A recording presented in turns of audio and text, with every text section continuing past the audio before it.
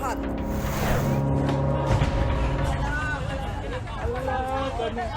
Napatingin ang ilang customer nang bigla na lang magsuntukan ang mga lalaking ito sa labas ng isang bar sa Cebu City.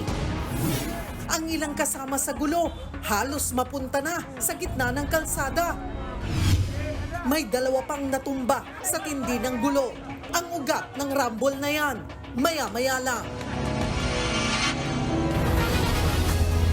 Live mula sa himpilan ng News 5. Simulan na ang balitaan dito sa Frontline Pilipinas.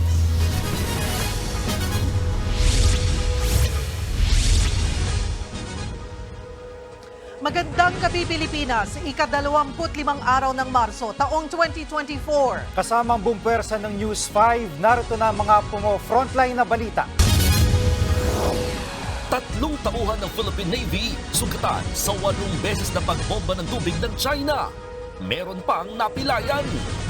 Resupply boat ng Pilipinas na Uniza May 4 nawasak ng matindi. Defense Secretary Kimbo Teodoro, diretsang hinamon ng China na dalhin na lamang sa arbitral tribunal ang kanilang maritime claim. 50 pamilya nawalan ng bahay sa sunog sa Tondo, Maynila. 2 bus driver sa PTEX nagpositibo sa iligal na droga. Sitwasyon sa naturang bus terminal at sa NAIA ngayong Semana Santa, silipin live!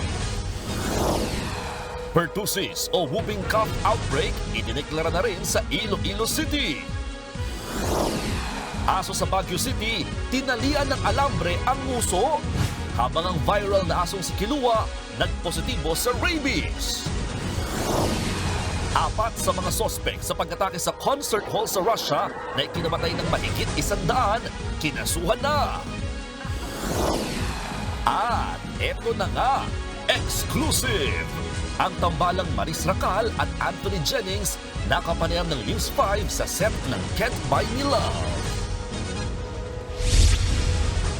Napuruhan sa ulo at mata at napilayan pa sa paa ang 3 tauhan ng Philippine Navy na sakay ng resupply boat na binomba ng water cannon ng China sa Ayungin Shoal.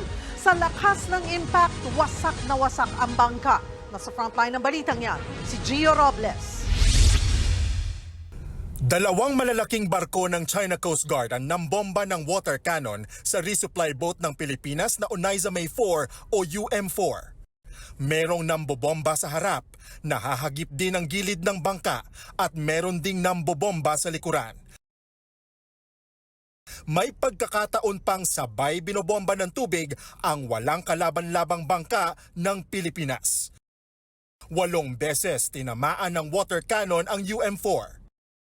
Nangyari yan itong Sabado ng umaga sa gitna ng resupply mission patungong BRP Sierra Madre na nakasadsad sa Ayungin Shoal. Sa kabila niyan, pinilit makalusot ng resupply boat pero hindi ito umubra sa China Coast Guard vessels. Mula sa malayo, tanaw namin ang sunod-sunod na pagkuyog ng China sa ating resupply boat. Habang nangyayari yan, naharang at napalayo na sa UM4 ang mga escort nitong Philippine Coast Guard vessels na BRP Sindangan. Nagkabanggaan pa ang BRP Sindangan at isang China Coast Guard vessel.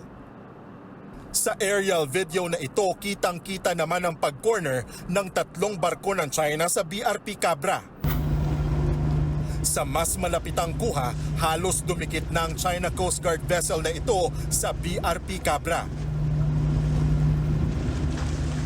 Sa sobrang lapit nga nitong China Coast Guard vessel sa sinasakyan nating BRP Cabra ay halos kitang-kita na rin natin yung mga sakay nito na sinasabayan din tayo sa pagkuha ng video at mga larawan. Hello? Why are you blocking us? China Coast Guard, hello? Inabot ng ilang oras bago makalapit ang BRP Cabra sa Uniza May 4. Palutang-lutang na lang noon ang UM4 at nakapatayang makina. Habang ang mga crew ng resupply boat naglilimas ng tubig. Habang papalapit sa sinasakyan naming BRP Cabra ang Uniza May 4, mas naging malinaw sa amin ang tindi ng pinsala nito. Matapos nga ang ilang oras na habulan at magkabilaan na binomba ng tubig, ito na nga yung pinangangambahan natin, tuluyan ng nasira ang resupply boat na Unaiza May 4. Kung makikita nga ninyo, halos magkalasog-lasog na yung malaking bahagi nitong resupply boat. Ayan, makikita po ninyo dyan sa taas niya, nasira na ng pag-water cannon ng China Coast Guard. Bugbog sarado ang resupply boat sa lakas ng water cannon ng China. Wasak ang bintana. Gayun din ang gilid at nagkalat sa loob ng UM4. Halos matuklap din ang kisame nito at nagkapunit-punit pa ang mga trapal.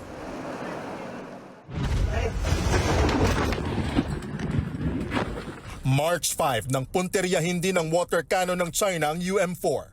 4 ang sugatan noong mabasag ang salamin ng bintana nito. Ngayon, idagdag sa mga sugatan ang 3 sakay ng UM4 nitong Sabado. Mga tauhan sila ng Philippine Navy. Isa-isang inilipat sa BRP Cabra mga sugatang tauhan ng Philippine Navy. Napuruhan sa kaliwang mata ang isa sa mga biktima. Nagkasugat-sugat din siya sa kamay at braso. Pangalawang beses niya nang naranasan ito dahil sakay rin siya ng UM4 noong March 5. Kayang-kaya pa namin pero itong huli na wala na. Talagang malakas na masyado. Hindi na kinaya ng namin. Nasa bridge o control ng resupply boat daw sila noon nang targetin sila ng water cannon ng China. Sa lakas ng buga ng tubig, kanya-kanya silang pulasan. Nag-cover na talaga kami kung saan pa kami pwede mag-cover. Kaso wala na kami matakbuhan doon. Doon na lang kami sa isang kwarto. Napadasal naman ang isa sa mga biktimang tinamaan sa ulo at napilayan sa paa. Nanginginig at namimilipit daw siya sa sakit. Saan po kayo, sir, tinamaan at anong masakit po ngayon, sir, sa inyo, sir? Yung dibdib ko, sir. Pa ako, sir, napilayan ako. Hindi natuloy ang Unaiza May 4 sa Ayungin Shoal. Pero nagpadala ng rubber boat ang Philippine Navy para mailipat ang mga supply nito at mahatid sa BRP Sierra Madre. Agad naman yan tinapatan ng China at nagpadala rin ng 2 rubber boat para magmanman.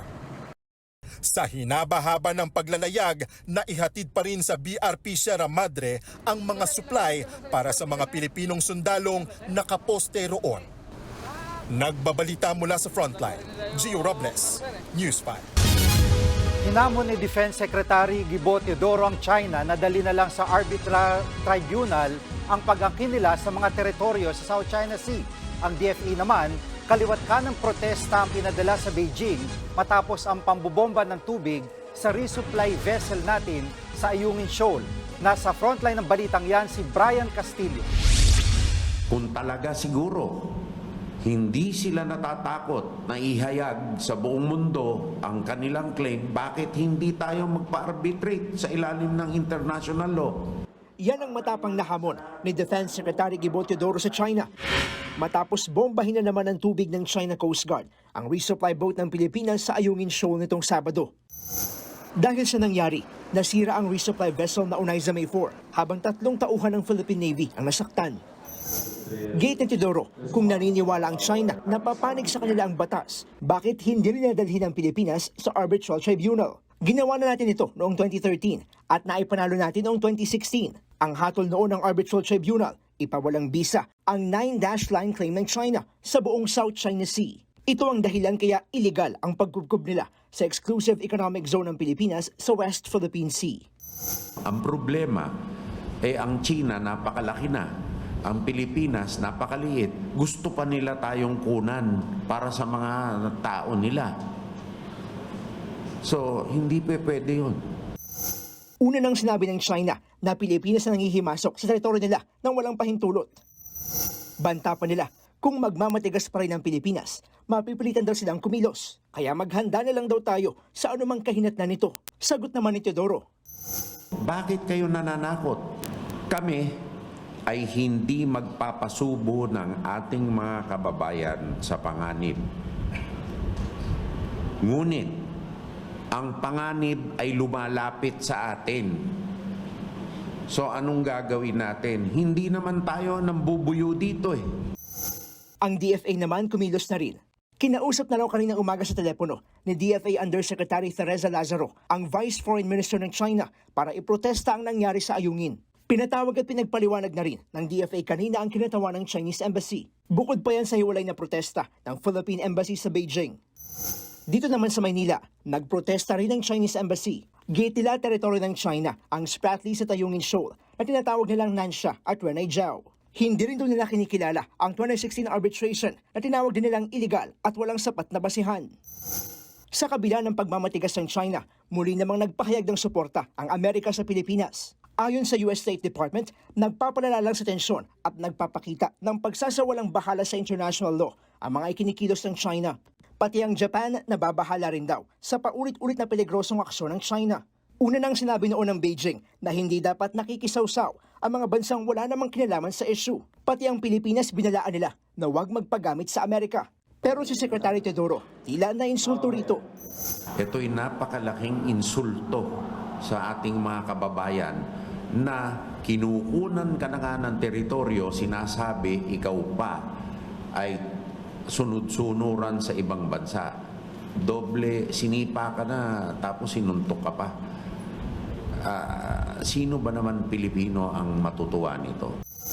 Nagbabalita mula sa Frontline, Brian Castillo, News 5.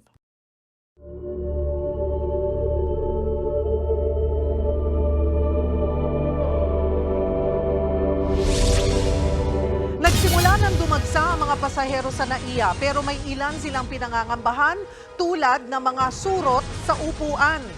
At live mula sa NAIA Terminal 3, nasa frontline ng balitang yan, si Shaila Francisco. Shaila, gaano na karami ang pasahero dyan ngayon? Cheryl, nagsimula na ngang dumami ang mga pasahero dito sa NAIA Terminal 3 sa pagsisimula ng Semana Santa. Kaya naman kaliwat kanan na ang inspeksyon ng mga otoridad para iwas aberya sa biyahe. Pati mga pasahero, todo ingat na rin. 7 oras bago ang kanilang flight, nasa NAIA Terminal 3 na ang pamilya sinadhan para lumipad papuntang Hong Kong. Talagang inagahan daw nila bilang paghahanda sa mahabang pila at iwas abala na rin. May isang bagay pa silang kinakatakot. Yan ang mga surot sa mga upuan. Nag-aalala kami, pero sabi naman sa balita okay na daw, na-disinfect na o naayos na, okay na. Pero nag-iingat pa din kami. Yung gagawin namin, hindi muna basta-basta uupo, check muna yung upuan. Ang grupo naman ng mga misyonaryo papuntang Malaysia at Singapore, hindi na nag-check-in ng mga dalang gamit. Yung luggage namin, lagi lang namin siyang hawak. Lagi lang namin siyang nakikita. Para wala nang hassle na maghihintay pa sa baba, hihintay pa ng luggage mo. Iniingatan namin na pagka sa baba, di ba, hindi mo alam kung ano yung kahit na nakapadlock siya. Before, nasira yung Lahat ng pangambang ito ng mga pasahero, pinawi agad ng Department of Transportation. Sa pag-iinspeksyon nila sa NAIA Terminal 3 kanina, wala silang nakitang problema. Bumilis pa raw ang pag-check-in, lalo't marami sa mga babiyahe ay ginawa na ito online. Naayos na rin daw ang problema sa surot. Ang MIAA, meron tayong regular na pest control, no? Every day, no? So siguro kung nagkaroon yan, mga isolated cases na rin yan. Maayos ang condition ng ating mga terminals, maayos ang CR, no? Yung mga check-in facilities ng mga airlines ay all working. Sisiguraduhin natin na lahat ng importanteng facilities ng gobyerno ay umaandar. Naka-heightened alert na rin ang lahat ng paliparan simula kahapon. Ibig sabihin, 24/7 ang operasyon at ipinatutupad ang no-leave policy bilang paghahanda sa dagsa ng mga biyahero. Simula kasi kahapon, pumalo na ng mahigit 134,000 ang pasahero sa NAIA terminals. Mas mataas ito sa 132,000 na karaniwang bilang ng pasahero mula March 1 hanggang 14. Posibleng umabot pa ito ng 145,000 pagsapit ng Miyerkules Santo. Problema rin ngayon ang traffic papunta sa mga paliparan. Magpapadala raw ng dagdag tao ang MMDA para solusyonan ito. Pero may pakiusap naman ang DOTR sa mga pasahero. Siguro kung po pwede, wag naman masyadong marami yung sumusundo, no? Normally kung minsan isang tao yung susunduin pero 10 yung mga family members na sumusundo, kung minsan isa o dalawang sasakyan yung dala nila, no? Siguro hintayin na lang nila sa bahay. Wag naman lahat, no? Para hindi rin magkaroon ng congestion. Paalala naman ng airlines, iwasang magdala ng prohibited item sa hand carry na pwedeng maging dahilan ng delay sa check-in at flight. Kasama dyan ang mataas na voltage ng power banks na pwedeng mag-overheat at umusok. Hindi naman nababasa ng mga x-ray machine yung watt hour kaya dapat you travel responsibly. Dapat ikaw as a passenger, dapat i-check mo yung aking bang power bank ay within limits.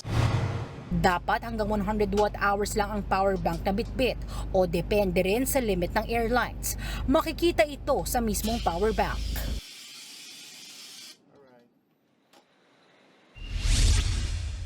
Cheryl, sa mga oras na ito nagsisimula na magkaroon ng pila pero mabilis naman papasok sa loob. Yung talagang build-up lang, ito yung mga dami ng kotse na nagbababa ng mga pasahero doon din sa immigration counter pati sa check-in. Kaya naman sa mga babiyahe sa susunod na araw, maiging mag-online check-in para hindi na ma-hassle sa pila rito. Sa mga uuwi naman gamit ng e-gate, paalala na simula sa susunod na linggo ay hindi na magbibigay ng arrival stickers. Makakatanggap ka na lang ng kumpirmasyon sa email na niregister ng pasahero sa e-travel. Pwede pa naman din mag-request sa immigration officer ng stamp doon sa mga e-gate. Cheryl? Maraming salamat, Shyla Francisco. Nagpositibo sa illegal drug test ang 2 bus driver sa Parañaque Integrated Terminal Exchange. Tiyempo pa namang dumarami ang mga pasaherong pauwi sa mga probinsya ngayong Semana Santa. At live mula sa PTEX, nasa frontline ng balitang iyan si Gerard de la Peña. Gerard, kumusta ang sitwasyon dyan?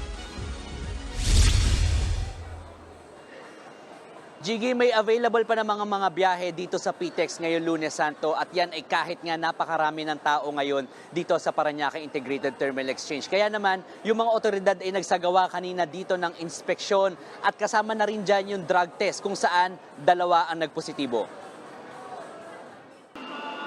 Marami ng pasahero ang pumipila sa security check papasok ng Parañaque Integrated Terminal Exchange o PTEX kanina. Simula na kasing mag-uwian sa mga probinsya at magbakasyon ng ilan ngayong Holy Week. Kaya naman, ininspeksyon ng Department of Transportation at ibang ahensya ang terminal sa kahandaan nito sa pagdami ng mga pasahero. May drug testing din sa mga driver at konduktor ng bus. 2 sa kanila ang nagpositibo at suspendido muna ang lisensya ayon sa Land Transportation Office. Bukod sa drug testing, sinilip din ang mismo mga bus at waiting areas, lalo't nakikitang lolobo pa ang bilang ng mga babiyahe sa PTEX. Ang ibang pasahero nga, dumiskarte ng mas maagang pagbubuk ng tiket para hindi mahirapang makauwi, lalo na sa Miyerkules Santo. Kasi mahirap pong, di ba, katulad niya, Superlines, puno na po daw. Pagdating namin dito ng 27, kailangan 27 makaalis po kami. Ayon sa pamunuan ng PTEX, posibleng pumalo ng 200,000 ang pasahero sa Miyerkules. Huling araw kasi ito ng trabaho ng ilan bago ang mahabang holidays. Pero nitong Biyernes pa lang nga, nasa 130,000 na ang mga pasahero. Marami na yan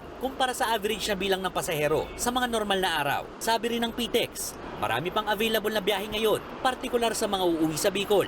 Pero naglabas na rin ng higit 1,000 special permits ang LTFRB para siguradong may masakyan ng mga pasahero. Pinayagan na rin ng MMDA na makadaan ng mga provincial bus sa EDSA mula yan alas 10 ng gabi hanggang alas 5 ng umaga ngayon at hanggang bukas. At sa Miyerkules Santo, maghapon na sila makakadaan sa EDSA. Iyan po ay para bumilis yung turnaround time ng ating mga buses, lalo na yung galing sa probinsya, para po makakater sila na mas maraming pasahero. Nagpaalala rin si Transportation Secretary Jaime Bautista na umiwas sa mga kolorum na bus. Iwasan po natin sumakay sa mga kolorum na sasakyan dahil hindi tayo sigurado kung ito ay roadworthy, no?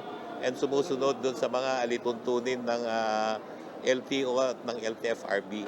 Ang Philippine National Police nag-deploy na rin ng 12,000 personnel sa buong Metro Manila para magbantay ngayong Holy Week. Sumama rin sa pag-iikot ang Department of Information and Communications Technology para balaan ang mga magbabakasyon tungkol sa mga travel scam. Karamihan na nakakatanggap sila ng mga text na kunwari may mga promo or may mga discount na makukuha nila. Huwag ko kayong magkiklik ng link na pinapadala sa inyo ng text dahil yung link na yon kadalasan doon po kayo dinadala sa mga scammers. Gigi, as of 6 p.m. ay lumampas na nga sa 100,000 ang bilang ng mga pasahero dito sa PTEX. Kaya hindi raw malayong within today ay lumampas pa ng 120,000 ang bilang ng mga pasahero dito. Kaya paalala lang doon sa mga may balak bumiyahe, tumawag doon sa kanilang mga bus company para malaman yung availability ng mga biyahe. At kung pupunta dito, iwasan na yung pagdadala ng mga matatalim na bagay at yung mga bagay na maaaring magsanhi ng apoy. Gigi. Maraming salamat, Gerard de la Peña. 50 pamilya ang nawala ng bahay sa panibagong sunog na sumiklab sa Tondo, Maynila kagabi. Isang vulcanizing shop ang itinuturong pinagmulan ng apoy. Nasa frontline ng balitang yan, si Dave Abuel. Mag-alas 8 kagabi nang sumiklab ang malaking apoy sa Kapulong Street sa Tondo, Maynila. Sa laki ng apoy, wala nang nagawa ang maraming residente, kundi manood habang nilalaman ng apoy ang mga bahay. Ang pamilya ni Jacqueline naghahapunan daw nang sumiklab ang apoy. Agad niyang isinalba ang mga damit ng kanyang mga anak at uniforme ng asawa niyang security guard. Paglabas po namin, ayun na po, malakas na po yung apoy. Yun lang po yung namin nakita kanina. Tapos tumakbo na po ako sa may bomberuhan, humingi akong tulong. Sa bangketa muna sila nagpalipas ng gabi habang iniisip kung paano magsisimulang muli. Start na naman kami uli. Katulad po yung bahay, mamal ng mga bilihin. Saan kami kukuha? Sahod lang, sapat lang po sa mister ko sa amin. Inaalam pa ang sanhi ng sunog, pero ayon sa mga opisyal ng barangay, nagsimula ito sa vulcanizing shop ni Jason Lumapag. Kwento ni Jason, nagising na lang siyang nasusunog na ang kanyang bahay. Yung daanan po dito sa hagdanan, sunog na. Di na po ako makakababa doon. Kaya ito, bintana, ayun lang yung pinatatanging daanan. Ayun po, nagpaalalay po ako sa mga tropa para makatalon. Tumagal lang nasa 1 oras bago naapo lang apoy. Late po yung iskinita natin sa loob, pero sa pagtutulungan po ng Bureau of Fire at ng mga volunteers, napasok po agad natin loob, na contain natin agad yung fire. Hindi po naman tayo nagka-problema sa tubig.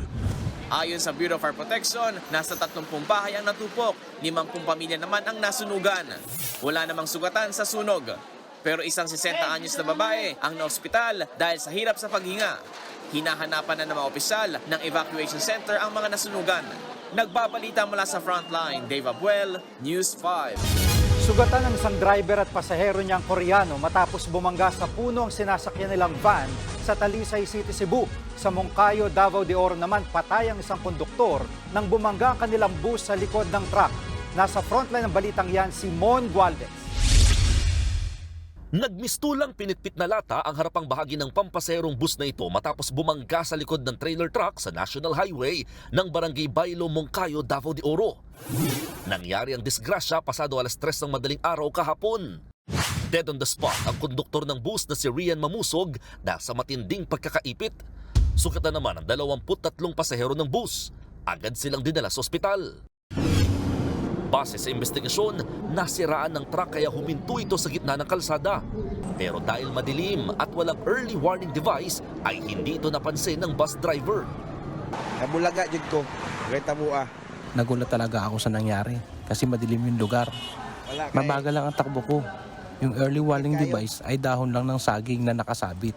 Ayun, napangga ako. Nakaburol na sa isang punerarya ang konduktor na nasawi. Nakalabas naman ng ospital ang ilan sa mga sugatang pasahero. 3 ang nananatili sa paggamutan matapos mabalian dahil sa disgrasya.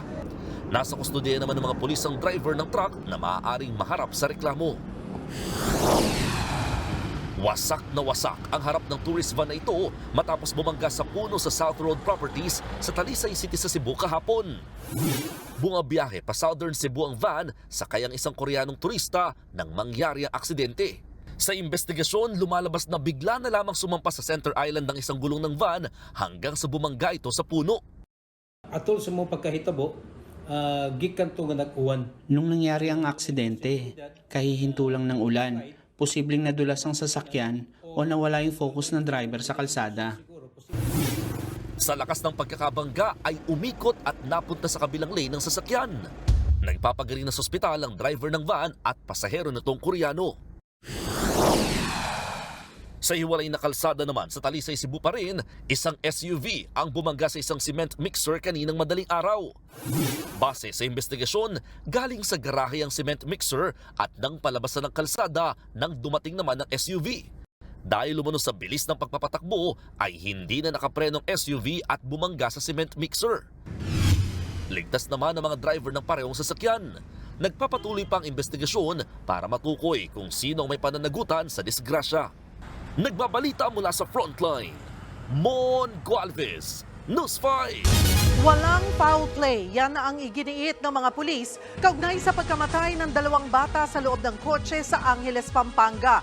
Ipinaliwanag din ng eksperto kung bakit may pasa at dugo ang mga biktima. Nasa frontline ng balitang yan, si Rainiel Pawid. Suffocation o kawalan ng hangin ang ikinamatay ng 2 batang natagpuang patay sa loob ng sasakyan sa Angeles, Pampanga nitong Biyernes. Yan ang lumabas sa mediko legal. Dahil diyan walang nakikitang foul play ang mga pulis. Maging sa kuha ng CCTV, walang indikasyong sinadyang patayin ang mga biktimang sina Marvin at Dariel na nasa edad 2 at 3. Kusa silang nakapasok sa loob ng kotse hanggang sa nalak sila at hindi na mabuksan ang pinto mula sa loob. Pasado 1:00 ng hapon nang makita ng may-ari ng kotse ang bangkay ng 2 bata sa loob ng sasakyan. Giit ng mga magulang ng mga biktima, hindi sila naniniwalang suffocation ang ikinasawi ng 2. May mga pasa at dugo kasi ang mga bata. Paliwanag naman ng eksperto, nagkakaroon talaga ng pasa at dugo ang isang taong naubusan ng hangin. So normally, sabi ng mga experts, pagka ganon, loss of oxygen, so mga fluids lalabas sa mga natin, no? Sa mga, kung it's either sa ilong or tenga. Bukod dyan, kinu-question din ng isang nanay kung bakit wala ng damit ang anak nang makita sa loob ng sasakyan. Yung nakita sa CCTV, may damit pa yung anak ko bago siya pumunta sa may likod ng kotse. Tapos nung nakita na yung anak ko sa may kotse, wala na siyang damit. Kung andun yung damit sa may kotse, ba't di nakita ng SOCO yun nung nakuha sila ng mga gamit sa kotse? Depensa ng otoridad. Maaring, syempre, lalaki, nainitan, nagtanggal na siguro damit para siguro maibsan yung bata. Lahat po ng gamit, everything, lahat po nandun po, intact po. Ang ama ng may-ari ng sasakyan, nanindigan ding aksidente ang nangyari. Wala raw nanakit sa mga bata. Panawagan pa niya. Sa mga magulang po, lingapin po nila yung mga anak nila kasi masyadong bata pa po yung mga batang namatay. Sa batas natin, di ba? Ano pa po ng magulang yung mga ganong edad? Liability pa po ng mga magulang. Paliwanag ng isang legal expert, hindi maaaring mananagot sa batas ang may-ari ng sasakyan, partikular sa nangyari kina Marvin at Dariel. Wala siyang obligasyon na isarado o ilak ang kanyang kotse. Hindi yun legal na obligasyon. At hindi makikita ng kanyang foresight, hindi niya maiisip na pagka naiwan niyang bukas ang kanyang sasakyan, ay makakamatay ito ng bata. So hindi magpo-fall under the definition ng negligence. Dahil edad 2 at 3 lang ang mga bata, obligasyon daw ng mga magulang na bantayan sila. Bukas, Martes Santo, nakatakdang ilibing ang 2 bata. Nagbabalita mula sa Frontline, Rainiel Pawid, News 5. Bigong NBI na maisama pauwi ng Pilipinas si dating Congressman Arnie Teves na hawak na ng mga otoridad sa Timor-Leste. Sa kabila nito, tagumpay pa rin daw na may tuturing ang biyahe ng NBI. Tiwala rin silang may babiyahe pabalik ng Pilipinas si Teves. Nasa frontline ng balitang yan si Jenny Dong. Nakauwi na ng bansa ang mga kinatawan ng National Bureau of Investigation na mula Timor-Leste. Pero hindi nila kasama ang pakay nila doon na si dating Congressman Arnulfo Teves Jr. Hanggang ngayon, hawak pa rin ng mga Timores Police ang dating kongresista. May gumugulong pa kasing court trial kay Teves sa Timor-Leste kaugnay ng merito ng kanyang red notice. Lalo't inaapila rin ng kampo ni Teves ang pagkakaroon ulit ng political asylum ng dating kongresista. May sarili kasing proseso ang Timor-Leste bago i-turn over si Teves sa NBI. Pero kahit hindi kasamang umuwi ng NBI si Teves, giniit ni NBI Director Medado de Lemos na matagumpay ang kanilang biyahe. Kung hindi tayo dumating doon, baka hindi sila ganun ka-agresibo mag-enforce ng red notice list. Paglilinaw ng NBI, hindi sila kasama sa paghuli kay Teves dahil hindi sila pwedeng sumama sa reinforcement team ng Timores Police. Pinilit daw ng NBI team na makausap si Teves. o makakuha man lang ng katibayang nasa loob na siya ng detention center doon. Nangyari lang ito nang lumapit sila kay Timor-Leste President Jose Ramos Horta. Nararamdaman namin na talagang pinapahirapan kami. So, wala. Humingi kami ng audience kay President Horta. We have one request, Mr. President, addressing myself to President Horta.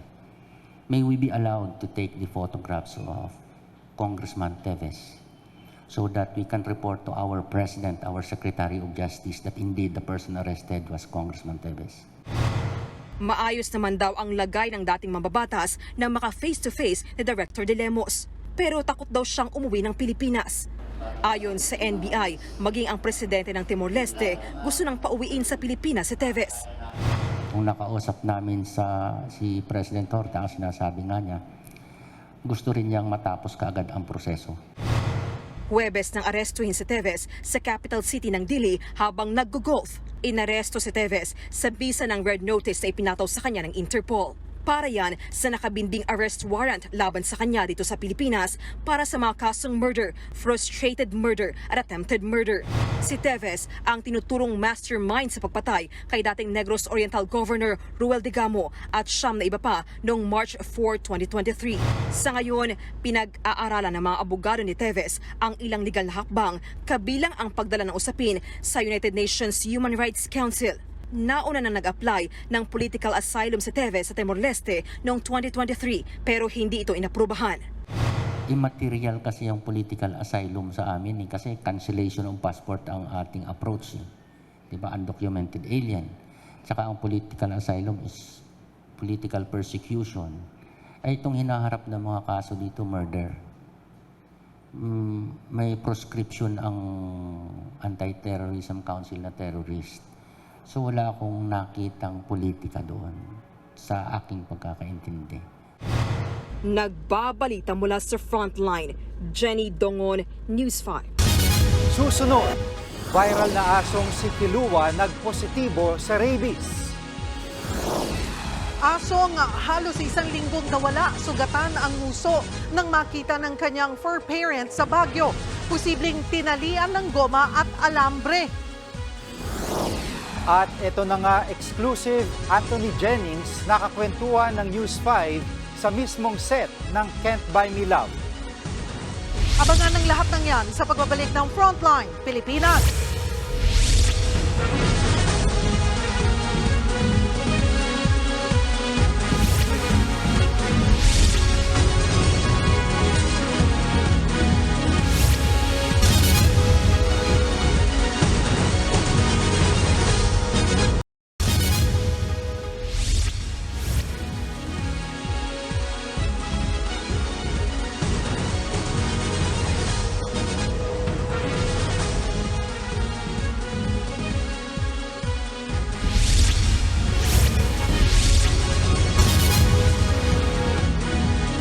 Nagdeklara na rin ang outbreak ng pertussis sa whooping cough ang Iloilo City dahil sa tumataas na kaso ng naturang sakit.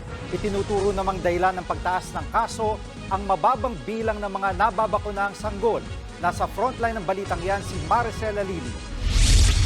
Nadagdagan pa ang mga lugar sa bansa na may outbreak ng pertussis o whooping cough. Isa itong impeksyon sa respiratory system at kadalasang sintomas nito ay pag-ubo ng higit sa 2 linggo, hirap sa paghinga, sipon at pagsusuka. Sa isang anunsyo, idineklara ng Iloilo City ang outbreak ng pertussis matapos silang makapagtala ng 7 kaso ngayong taon. Ayon kay Mayor Jerry Treñas, inaprubahan na nila ang Calamity Fund na 16 million pesos para makabili ng mga gamot at bakuna.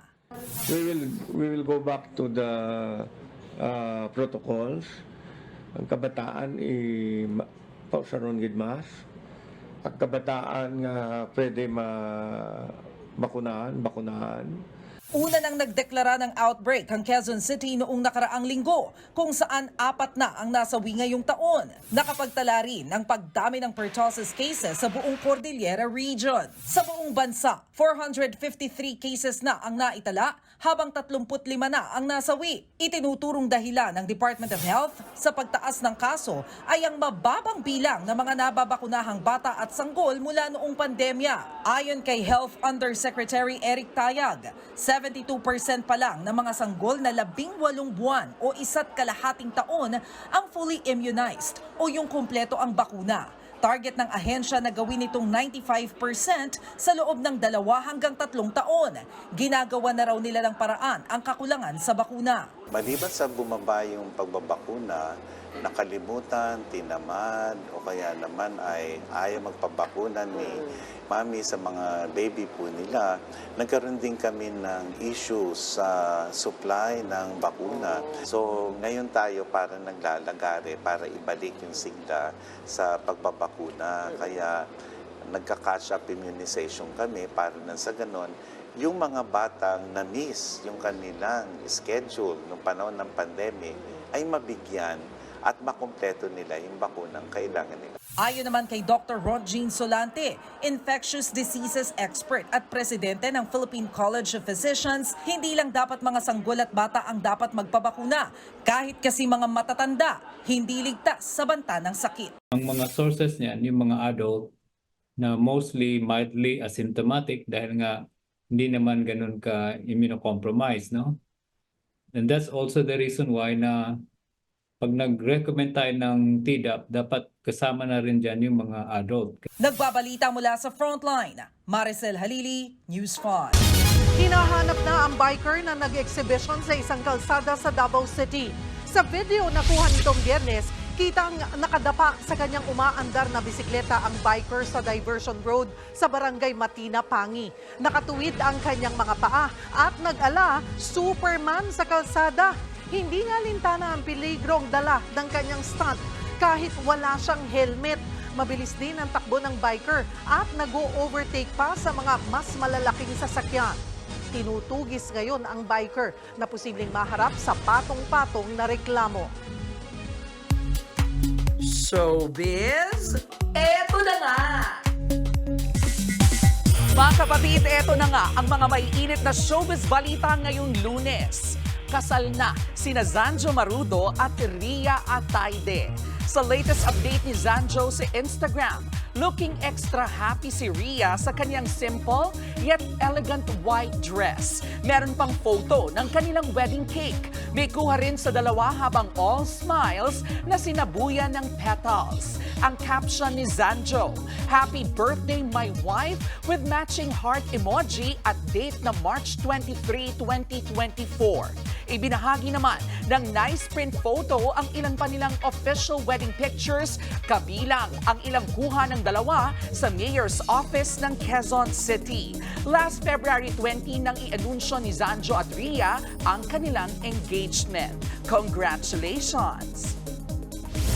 Ito pa nga, di nakapagpigil si Team A star Kim Molina sa netizen na nagsabing mukhang kargador ang nobyo niya at Barangay 5 Panalo host na si Gerald Napoles. Comment ni Kim, totoong nagkargador ng tela sa Divisoria noon si Gerald bago pa man siya mag-artista. Diin pa ni Kim, marangal naman itong trabaho. Kaya nga proud siya kay Gerald. Hindi nga niya maintindihan kung bakit tila may pinahihiwatig na mali ang netizen sa pagiging kargador. Sa huli, muling iginiit ni Kim na dapat ay hindi minamaliit ang mga trabahong tulad ng mga ginagawa ng mga kargador para sa atin.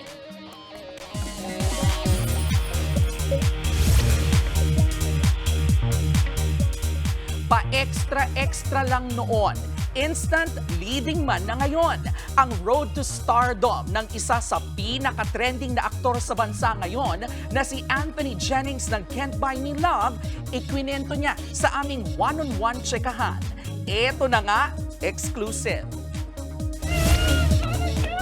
Huwag kang iiyak! Hoy! Hoy! Oh, it's your fault! This always happens when you're around. Ako? Yes! Hoy, baka ikaw yung inahabol ng mga tayo. No! Tuwing nakikita kita, nangyayari na sa akin. No! Wipe it off! Wipe it off now! Wipe it off now! Wipe it off! What a wonderful surprise ang tambalang Maris Racal at Anthony Jennings sa hit series na Can't Buy Me Love. Ano kaya ang sikreto sa chemistry ng kanilang trending na love team? Kaya eto na nga mga kapatid, exclusive. Nandito po tayo ngayon sa set ng Can't Buy Me Love para kamustahin ang Snoreen.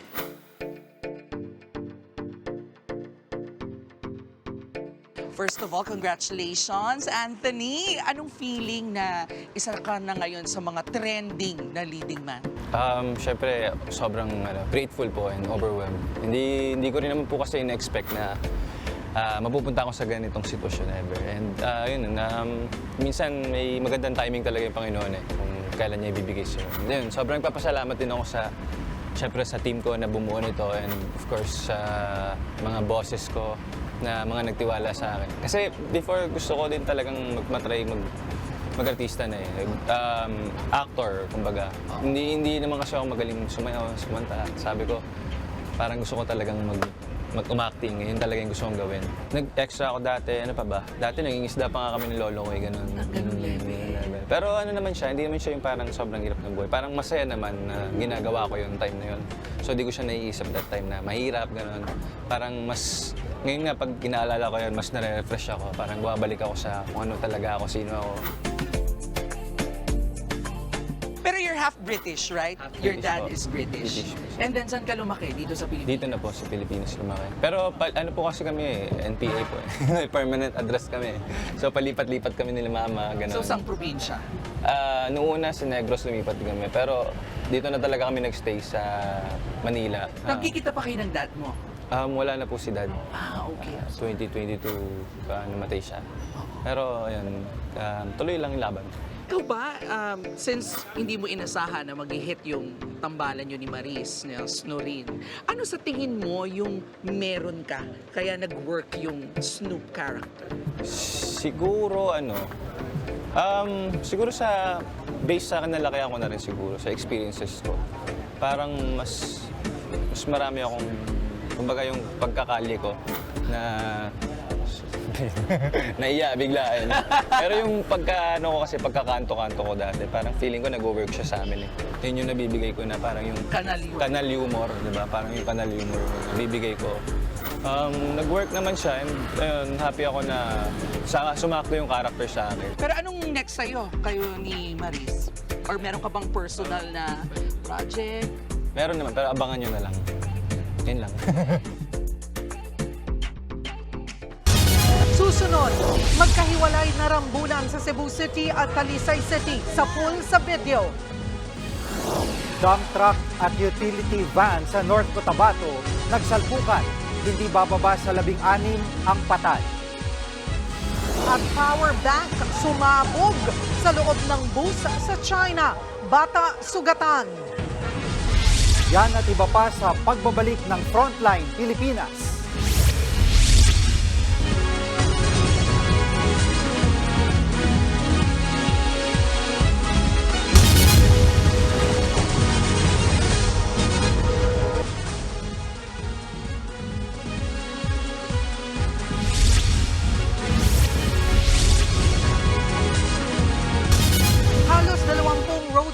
Ang ipatutupad ng MMDA ngayong Semana Santa. Dire-diretso ang mga gagawing pagsasaayos hanggang Abril 1. Nasa frontline ng balitang yan, si Gerard de la Peña. Kapag Semana Santa, mas kakaunti ang mga sasakyan sa Metro Manila. Wala kasing pasok o trabaho dahil nagsisiuwian ng marami sa kani-kanilang probinsya para doon gunitain ng Holy Week. Pagkakataon naman ito para sa MMDA na ayusin ang ilang kalsada. Simula March 27 o Miyerkules Santo ng 11 p.m., aayusin ang mga kalsada sa Quezon City, partikular sa bahagi ng Batasan Commonwealth Tunnel. Aayusin din ang bahagi ng West Avenue, pati ang southbound lane ng Luzon Avenue. Sa Commonwealth Avenue, magkakaroon ng roadworks mula Land Bank hanggang sa may elliptical road. Aayusin din ang ilang bahagi ng Mindanao Avenue. Idadamay na rin ang 3 bahagi ng Payatas Road sa Quezon City, pati na rin ang IBP San Mateo Road. Sa Pasay City naman, may gagawing 3 road repairs ang MMDA sa Rojas Boulevard. Baya aayusin din sa South Super Highway. 4 na roadworks naman ang gagawin sa northbound lane ng EDSA Guadalupe. Sa alas 5 pa ng umaga ng April 1, madadaanan ang mga isasarang kalsada. Pinapayuhan ng mga motorista na humanap ng alternatibong ruta. Ang Antipolo LGU may ipapatupad ding closures para naman sa alay lakad ngayong taon. Higit 10 kalsada ang isasara mula alas 6 ng gabi bukas hanggang alas 6 ng umaga ng Biyernes Santo. Kabilang ang Tikling, Pa-Shopwise, JP Rizal Street, P. Olivero Street, ML Quezon Street, Carigma Street at San Jose Street, pati ang Silawi Street, Masangkay Street, Bonifacio Street, De La Paz Street, Daang Bakal Road at Marigman at Cabrera Road. Kabilang naman sa alternatibong rutang inilatag sa light vehicles mula Poblacion Antipolo pa Marcos Highway ay ang Circumferential Road, Sumulong Highway at Olalia Road. Pansamantala rin suspendido ang number coding scheme sa mga tricycle sa lugar. Nagbabalita mula sa Frontline, Gerard de la Peña, News 5. Babala sa mga motorista, malaki ang taas presyo sa mga produktong petrolyo na kaamba mamayang hating gabi. Papalo sa higit 2 piso ang price hike sa kada litro ng gasolina ng Sea Oil, Clean Fuel, Caltex, PTT Station, Petrogas at Jetty Petroleum. 1 peso and 40 centavos naman ang dagdag presyo sa kanilang kada litro ng diesel, habang 1 peso and 30 centavos per liter naman ang ipatutupad na price hike sa kerosene ng Sea Oil at Caltex. Ayon sa Oil Industry Management Bureau, ang taas presyo ay dulot ng pag-atake ng Ukraine sa mga oil refinery ng Russia. Nakakapekto rin ang tumataas na demand sa langis sa Amerika at China at ang tensyon sa Red Sea. Yung ating mga oil vessel dumadaan po sa Red Sea, and then nagkakaroon po ng pagkaguluhan ang Houthi, hinaharang po nila, kaya umiikot pa po yung mga vessel na yun.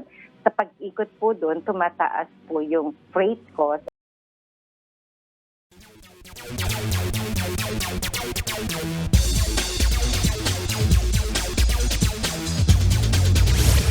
What's up mga kapatid? Isang exciting weekend ang naganap sa Bacolod City at maraming basketball fans ang napasaya ng ating PBA All-Stars.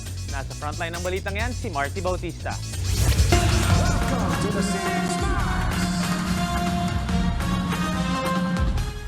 Mas pinangiti pa ng PBA Stars ang City of Smiles na Bacolod sa PBA All-Star Weekend. Bago ng pinakaabangang All-Star Game, pinag-warm up muna ng PBA Stars ang audience sa kanilang mga dance routines. Na-hype up ang crowd sa water dance ng Team Japith.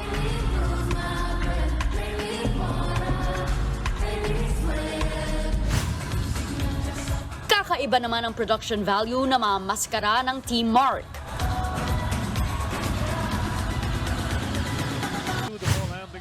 Sa mismong laban naman, umarangkada kaagad ang Team Japith. Sinukat niya agad. Kakaiba ang rules ng All-Star Game ngayong taon.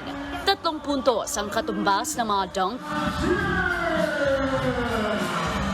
At meron ding 4-point line. Umabot sa higit 30 puntos ang lamang ng Team Japith sa first half. That's 12 straight points on 3 shots from Marcel Lassiter. Pero pagdating ng second half, unti-unti naman bumawi ang Team Mark at naging dikit ang laban. Sa huling 24 na segundo, 5 na lang ang lamang ng Team Japith. Nabawi naman ng Team Mark ang bola at pagkatapos niyan ay ipinasok ni Robert Bolick ang 4-point shot na may kasama pang foul. He made it! A 5-point play is possible right now! Sinubukan pa ng Team Japith na lumamang ulit pero sumablay ang layup ni Calvin Oftana. Ang ending, nagtapos ang laban sa draw, 140 all. And it ends! It ends in a tie! Everyone's a winner! Ito ang unang beses na nagtabla ang All-Star Game mula noong 2017 sa Cagayan de Oro. Itinanghal na co-MVP sina Bolick at Aguilar. Thankful naman ang PBA Stars sa kanilang experience sa City of Smiles. It was a bundle of fun. Everybody played great. They're great. Look at them. They're amazing. So thank you, Bacolod, for having us. Very warm yung welcome ng mga taga Bacolod. So definitely not my last. So babalik pa po ako dito sa Bacolod. Sa ngayon, magpapahinga muna ang PBA players para sa Semana Santa. Sa March 31 na uli, magpapatuloy ang Philippine Cup. Nagbabalita mula sa Frontline, Marty Bautista, News 5. At sa boxing naman, focus na sa Paris Olympics ang pambato natin na si Yumir Marcial pagkatapos ipanalo ang kanyang unang professional fight dito sa bansa. Sinigurado ni Marcial ang panalo at ninockout si Todshak Sinam sa 1 minute 33 second mark ng 4th round gamit ang isang matinding uppercut.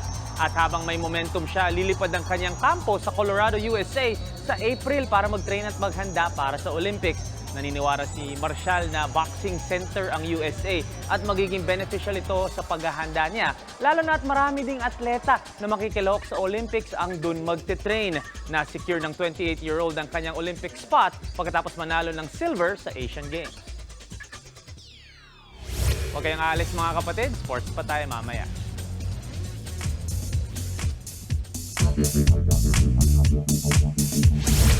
Mga kapatid, itinuturing na pinakamahalagang panahon para sa mga Kristiyanong Romano-Katoliko ang Semana Santa. Wikang Kastila iyan na ang direktang kahulugan ay ang Holy Week o Banal na Linggo. Isang linggong pag-alala ito sa mga huling araw bago tuluyang maipako sa krus si Jesus. Ayon po sa ilang tala, 16th century nang simulan ng Catholic Church ang Semana Santa. Naging paraan ito ng simbahan para ituro at ikwento ang naging pagsasakripisyo ni Jesus o Passion of Christ. Kung susundan ang tradisyon ng simbahan, ang Semana Santa ang huling bahagi ng Kwaresma o Lent. Iyong Lent nagsisimula sa Miyerkules ng Abo o Ash Wednesday. Tatakbo itong Kwaresma ng 40 araw hanggang mag-Holy Week. Ito namang Holy Week, sinisimulan sa Linggo ng Palaspas o Palm Sunday. Dito, inaalala ang pagdating ni Jesus sa Jerusalem. Magtatapos naman ito sa Easter Sunday o Linggo ng Pagkabuhay kung saan inaalala ang pagbabalik ni Jesus matapos siyang mamatay sa krus. Sa buong mundo, ang panahong ito ginagamit para magnilay, magdasal at gumawa ng mabuti sa kapwa. Nagsisilbing paalala rin ito na tulad ng kay Alaman, ang ating matibay na pagkapit sa pananampalataya ay kay Yamanan. Susunod, pinatay na asong si Kilua nagpositibo sa rabies pero tuloy pa rin ang kaso sa pumatay sa kanya. Bata sugatan sa pagsabog ng power bank sa loob ng bus sa China. At tambalang Maris Racal at Anthony Jennings, eksklusibong nakapanayam ng News 5.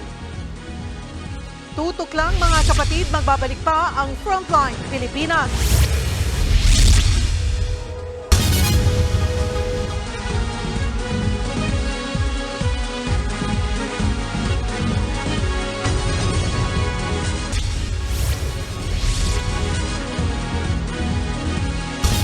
Labing-anim ang patay sa salpukan ng truck at van sa Antipas, North Cotabato kaninang tanghali. Binabaybay ng truck na may dalang graba ang National Highway sa Barangay Luhong nang mawalan umano ng preno ang truck sa pababang bahagi ng highway. Sumalpok ito sa kasalubong na van na may sakay na 17 pasahero. May nadamay ring motorsiklo sa aksidente na ikinasawi ng rider nito. Sa tindi ng impact, nagliyab ang van at natrap sa loob ang mga pasahero. Sugatan naman ang dalawang pahinante ng truck. Dalawang pasahero ng van ang nasa kritikal na kondisyon ngayon. Milyong-milyong Pinoy sa ibang bansa ang inaasahang makikinabang sa internet voting para sa 2025 midterm elections. Paglilinaw naman ng COMELEC, pinapayagan ng batas ang online voting sa kabila ng agam-agam ng ilang senador. Nasa frontline ng balitang yan, Simon Gualvez. Tuloy pa rin ay tinutulak ng Commission on Elections ang internet voting para sa mga Pinoy sa ibang bansa. Kung matutuloy ito sa 2025 elections, ito ang unang pagkakataon na magkakaroon ng online voting sa bansa. Bukod sa mga Pinoy sa ibang bansa, target din ito ang mga seafarer na aabot sa mahigit 300,000. Papayagan silang makaboto basta't meron silang gadget at internet. You don't need to be in the embassy or the consulate nung lugar o nung bansa kung nasaan ka. Basta registered ka sa seafarer at nagpa-register ka as an overseas voter, then pwede ka makaboto. Paglilinaw din ng COMELEC, kahit walang batas na maipasa para sa online voting, sumusunod pa rin daw sila sa mandato ng saligang batas. Nauna kasing sinabi ng ilang senador na kailangan munang magkaroon ng batas para sa internet voting. Yung batas kasi hindi po pinoprohibit ang COMELEC na mag-venture sa other modes. Basta magre-report ka lang sa Kongreso. Hiling ng COMELEC, wala na sanang kumwestiyon dito sa Korte Suprema. Layon lang naman daw ng online voting na makahikayat ng mas maraming Pilipino na bumoto. Sisiguruhin naman daw ng COMELEC na maghihigpit sila sa gagamiting sistema para sa online voting. Nagbabayad nga tayo using the cellphone ngayon eh. Di ba? Nag-online banking ka ngayon, pera yun eh. Pinagkakatiwalaan mo. Di ba? So kung gaano natin pinagkakatiwalaan ng ganyang klaseng sistema sa bago nating pamumuhay ngayon, ganyan namin poprotektahan at dodoblehin ang security when it comes to our ballots, our votes. Nakatakdang gamitin ang internet voting sa mahigit 70 bansa. Meron pa ring botohan sa embahado o konsulada at pwede pa rin ipadaan ang boto sa liham. Meron kasing 17 bansa na ipinagbabawal ang internet voting gaya ng Russia, China at Israel. Nakatakdang second round ng bidding para sa provider na hahawak sa internet voting sa Abril. Ito'y matapos magkaroon ng failure of bidding sa dalawang kumpanya nagsumite ng dokumento para sa online voting nitong Pebrero. Nagbabalita mula sa Frontline, Mon Gualvez, News 5.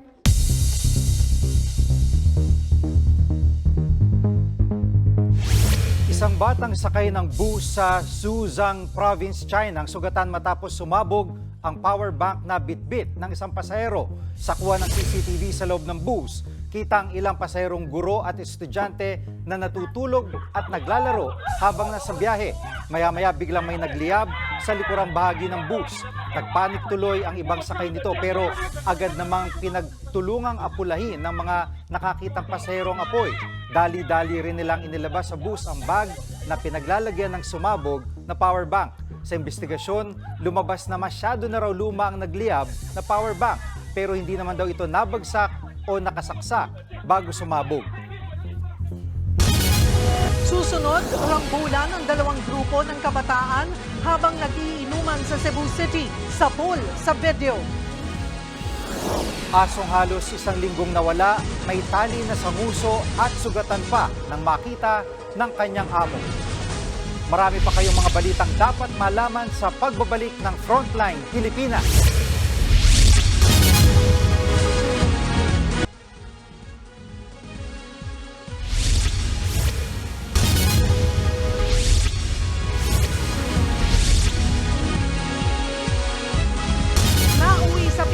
Ng isang inuman sa Cebu City. Ang suntukan nasa pulpa sa video. Nasa frontline ng balitang yan, si John Aroa. Sa viral video na ito noong Sabado sa Barangay Lahog, Cebu City, tila naging boxing ring ng 4 na lalaki ang sidewalk katabi ng pinag-iinuman nilang bar. Kanya-kanya silang palitan ng suntok at palo. Hanggang sa matumba na sila sa kalsada. Sinubukan silang awatin ng ilang pang lalaki pero imbis na magpaawat, lalong nanggigil at nanuntok pa raw ang isa sa kanila. Natigil lang ang gulo ng mismong gwardiya na ng bar ang namagitan. Ayon sa pulisya, nag-iinuman ng 4 na lalaki na mangyari ang gulo. Di pa malinaw ang pinagmulan ng away. Pinaghahanap pa mga sangkot at posible silang maharap sa reklamong alarm and scandal. Nawi rin sa pisikala ng inuman ng dalawang grupo ng mga lalaking ito sa Talisay City. Bugbog sarado ang isang lalaki na nakaalitan niya mula sa kabilang grupo.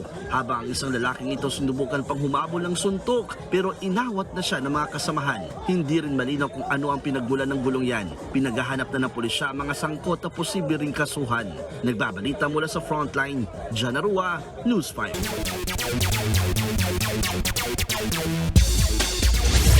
Mga kapatid, dinumihan ng NU Lady Bulldogs ang perfect record ng UST Golden Tigresses sa ongoing Season 86 ng UAAP Women's Volleyball. Nakakuha pa ng UST ang first set pero dito na dumiin ang NU at nakakuha ang kanilang second straight win sa torneo. Ito pa lang ang unang talo ng UST in 8 games pero nangunguna pa rin sila ngayon sa standings. Sinundan sila ng Lasal habang nakabuntot naman sa likod nila ang NU na may 7-2 record.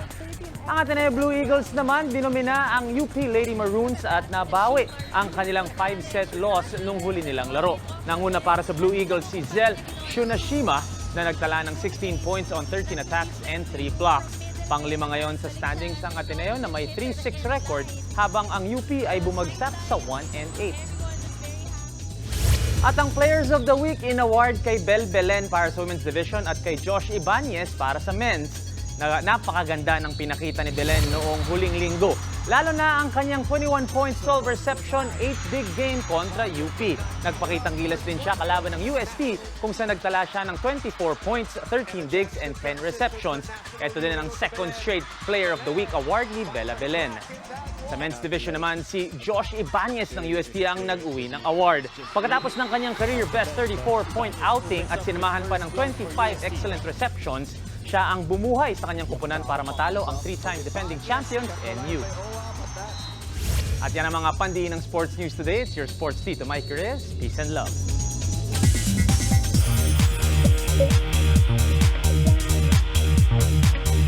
Mga kapatid, eto na nga, exclusive.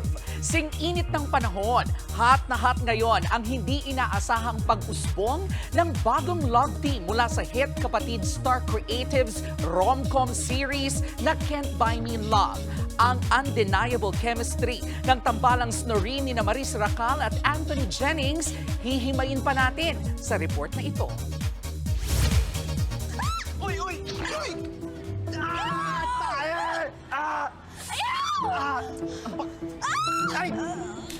Oh my God!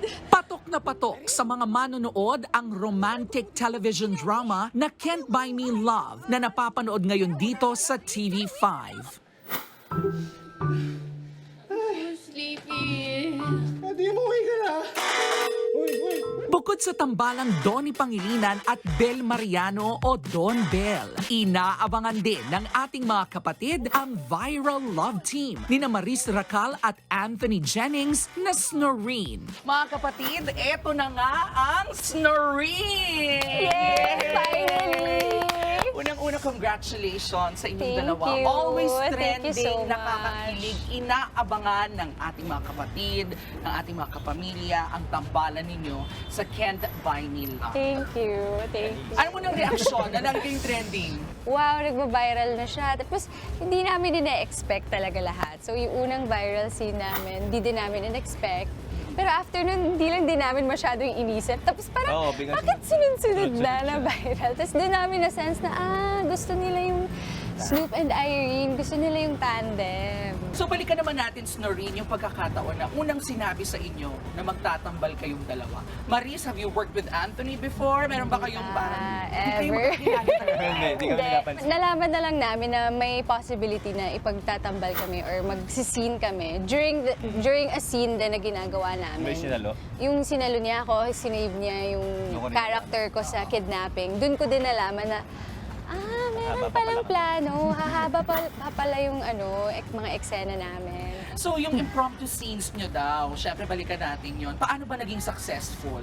Hindi nyo siya pinag-usapan, whatsoever? Kapag nandun na kami sa set, minsan dyan na lang papasok yung biglaang gagawin niya, tapos magre-react na lang. Minsan nasa take na. Oo, minsan nasa take na, tapos biglaan lang lahat. Yung mga scenes namin, hindi namin masyadong pinaplano, and siguro yun yung magic of it. Pero eto na, lagi nga kayong trending, yung mga eksena nyo, di ba? Nasabi nyo na sa ibang interview na hindi nyo siya talaga plinano, lumabas na lang. So, ibig sabihin, undeniable yung chemistry nyo dalawa. Ano sikreto dyan? Secret? Sa amin na lang yun. Hindi, pero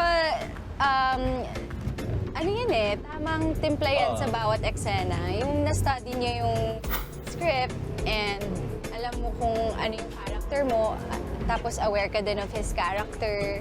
Tapos, kapag may naramdaman kang kilig, gift yun. Ako, kinikilig talaga ako sa mga eksena namin. So, okay, let's address the elephant in the room. Ay, ano yung elephant?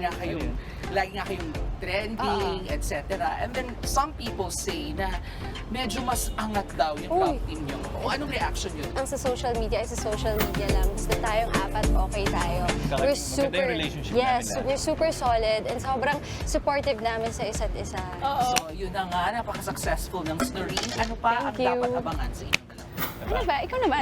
Marami. Siyempre, dapat abangan nila kung ano yung ending, ano mangyayari sa aming dalawa. And hindi lang din sa amin sa buong cast. Sa buong cast. Kasi yung story ng Can't Buy Me Love, actually sobrang bigat ng story. Pa-intense na siya ng pa-intense. Kami yung nagbibigay lang kami ng saya ng konti. Pero sa ano din namin, may mga mabibigat din na mangyayari. Anong dapat abangan sa Maton? Naku, marami. Marami din. May project na kayo Nagugulat na lang kami sa mga dumadating. Parang, wow, this is the best. Pero as of now, bawal pa kami magsalita. Picture muna. Yung picture na lang abangan nyo kung ano yun. Kung para saan yung picture. Yeah. At para sa iba pang mas nakakakilig na eksena ng Bingling at Snoreen, tutok lang po sa Toda Max Primetime 5 ng TV5.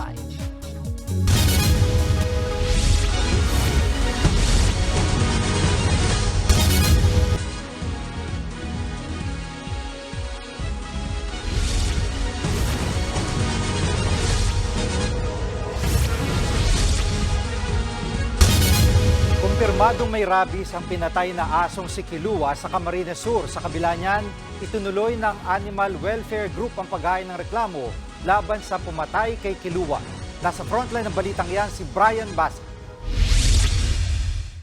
Nagpositibo sa rabies ang labi ng asong si Kilua, ang golden retriever na pinatay sa Bato, Camarines Sur noong nakaraang linggo. Lumabas yan sa pagsusuri ng Bureau of Animal Industry ayon sa Philippine Animal Welfare Society o PAWS. Agad itong nabalitaan ng pumatay kay Kilua na si Anthony Solares. Muli niyang pinanindigang kinagat siya ni Kilua, kaya nababahala siya para sa sarili. Yung kabado, kahit papahin. Abis yun, hindi natin alam kung kailan tatama sa katawan natin. Pinaninindigan natin na kinagat ka talaga at Opo. Meron pa nga po dito. Dito po. Yan, ito po. Yan ang kagat. Ayon sa isang veterinaryo, nagiging agresibo talaga ang isang asong may rabies. Pero iginiit ng amo ni Kilua na si Vina Arazas na kumpleto sa bakuna kontra rabies ang alaga. Yun nga lang, hindi veterinaryo ang nagbigay ng bakuna. Yung mga sumunod po kasing bakuna niya is yung mga kapatid ko na lang po na ang nag-inject. Nasa healthcare din po sila and may knowledge din po sila sa pag-inject. Although mali po talaga na tayo mismo ang mag-inject dahil licensed vet lang dapat ang gumawa. Ang PAWS naman, hindi pa kumbinsido kung kay Kilua nga mismo ang rabies virus na nakita rito. 5 araw na kasing nakalibing ang aso. Maaari rin daw na nakontaminate lang ang labi nito. Nalaman kasi ng PAWS na may karinderya ang pumatay kay Kilua na malapit sa Katayan. Kung saan nakita tong si Kilua was an area which is known for being a dog slaughterhouse area. So there is a possibility that the body might have been already contaminated. Pero ayon sa veterinaryo, imposibleng mahawa pa ng rabies ang asong patay na. Kung nakasalamuha si Kilua noong mga dogs na strays, especially hindi mga vaccinated yung mga strays natin, and nagkaroon sila ng biting incident, that's the chance na pwedeng magkaroon ng rabies si Kilua. Pero giit ng Animal Welfare Group, kahit may rabies ang isang aso, hindi pa rin daw karapat-dapat ang ginawa ni Solares kay Kilua. It should be the city veterinarian's office humanely catching the dog. And if mataas ang suspicion na rabies positive, the dog should be euthanized humanely, which is not what happened to Kilua. Ayon pa sa PAWS, hindi rin masasabing self-defense ang ginawa ni Solares. A self-defense clause in the Animal Welfare Act, but this is not the case here, as can be seen in the CCTV. Siya pa talaga yung humabol-habol sa aso.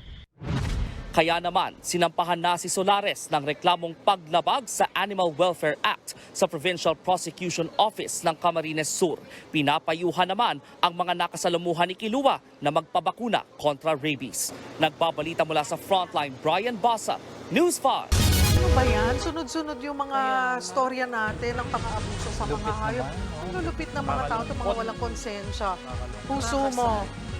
Tito Mikey. Nakakalungkot kasi mga walang laban. Kaya mas nakakalungkot. Especially pag for daddy or for mommy ka. Uy, sunod mo rin naman si Bingling. Yes, Atay ng excited Sorin. ako sa Oo. Bingling, sa Donbel. Sana mapagbigyan tayo sa isang exclusive Yun. interview. Oo, pwede bang mag-assistant sa'yo? Sobra ako. Kasama kita. Sobra akong Ako din, fan ng Get kasama By din Me ako. Love. Oo, sobrang love ko din ng Don. Eh, di punta na tayo. Kasama ka rin, Doon na tayo mag-live. Yun! At yan po mga balita at impormasyon dapat niyong malaman sa araw na ito. Mga balita para sa mga may alam at may pakialam. Kami ang inyong mga kasangga sa Frontline Pilipinas.